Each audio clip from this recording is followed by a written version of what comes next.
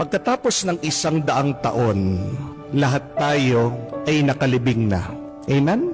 Nakalibing na rin, sigurado, ang ating mga minamahal, ang ating mga kamag-anak, ang ating mga kaibigan, ang ating mga kakilala. At pagkatapos ng 100 taon, iba na rin ang mga tao na nakatira sa ating mga bahay, sa ating mga tahanan na kung saan pinaghirapan nating pagawa at patayo. May mga ibang tao na rin ang magmamay-ari ng mga bagay ng ating mga inipon. Pagkatapos ng 100 taon, ang kotse na binayaran natin at inutang, wala na rin. Maaaring ito ay scrap, lata na, tinapon, o baka inilibing na rin. Pagkatapos ng 100 taon, yung ating trabaho na pinagpaguran, ini-stress, palaging iniisip, binigay na sa iba. O maaaring ang kumpanya na ating pinasukan ay wala na rin. Pagkatapos ng 100 taon, yung mga kaaway natin na kinaiinisan, nakabaon na rin. At pagkatapos ng 100 taon, kahit ang ating mga kaapu-apuhan, hindi man tayo maaalala, makikilala, o matatandaan. Pagkatapos nating mamatay, larawan na lang tayo. Makikita sa album, sa picture, nakasabit sa dingding. Maaring makikita tayo, dadaan tayo sa Facebook feed ng ibang tao, pero hindi na tayo kilala. Pagkatapos ng 1 dekada, mawawala na rin ang ating mga larawan, ang ating mga alaala. Kung maiintindihan natin ang ating kinabukasan na mawawalang kwenta lahat ng ating mga inaalala dahil may katapusan na ang lahat, hindi ba magiging mas masaya tayo ngayon? Yung ating mga takot ngayon, pagkatapos ng 100 taon, wala na yan.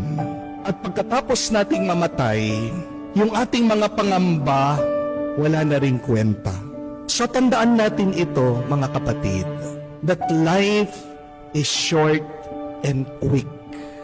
Maiksi lang ang buhay at mabilis.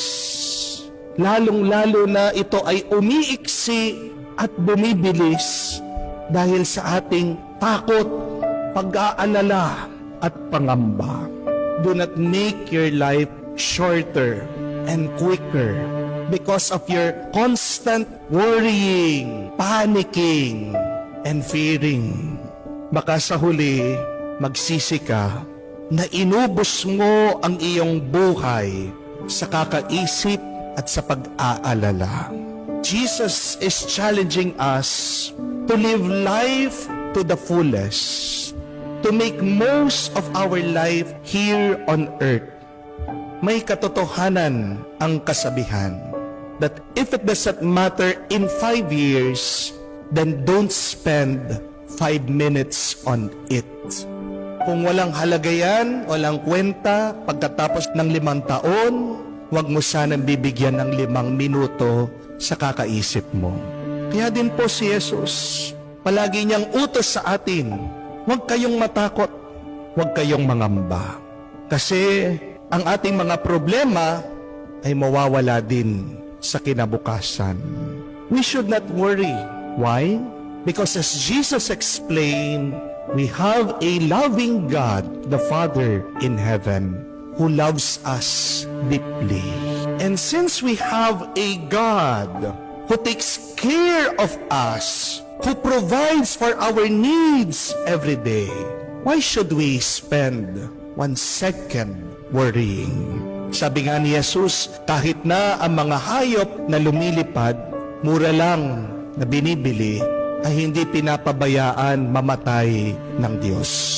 Tayo pa nga mga tao na ginawa sa muka at wangis niya. Tayo pa kaya mga tao na tinatawag niya mga anak.